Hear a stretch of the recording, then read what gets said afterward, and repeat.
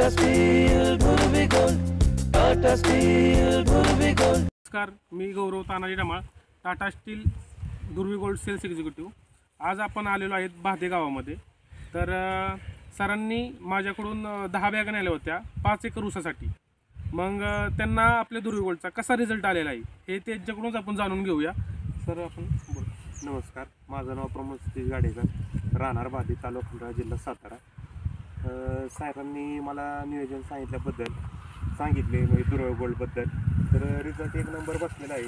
कधीच असे बघायला भेटणार आहेत फुटवे, अशी 20-25 फुटवे आता ठोंबाला निघलेले आहेत खाली सुरुवातीपासूनच। बघा 1 2 3 4 5 6 7 8 9 10 असे इकडं बघा भरपूर फुटवे दिसत आहेत। आणि जाडी पण ऊसाची चांगली व्हायला लागलेली आहे। बघा जाडी पण ऊसाची एक नंबर व्हायला लागलेली आहे दरवर्षीप्रमाणे।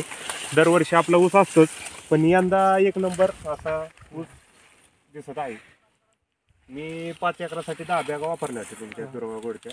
त्यात म्हणजे खत दुर्मिळ आहे तुमचं, कारण की दुसरीकडे बघायला भेटत नाही। त्यात 11 घटक म्हणजे चांगले आहेत, म्हणजे एकदम 11 घटक भेटतात ऊसाला।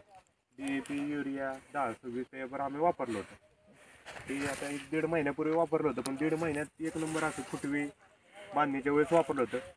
असं फुटवे हिरवागारपणा आहे ना, की शेजारच्या आसपास कोणाचाच ऊस असं नाही, असं ऊस आहे आपला। एकरी बाबा आमचं दरवर्षी 65-70चं ॲव्हरेज गावतं, पण यंदा तुमच्या खतामुळे 80 पर्यंत सापडू शकतो असं मी, कारण की त्याची ग्रोथच अशी ऊसाची सगळं हिरवंगारपणा नसतं, चकाकी तेज दिसते।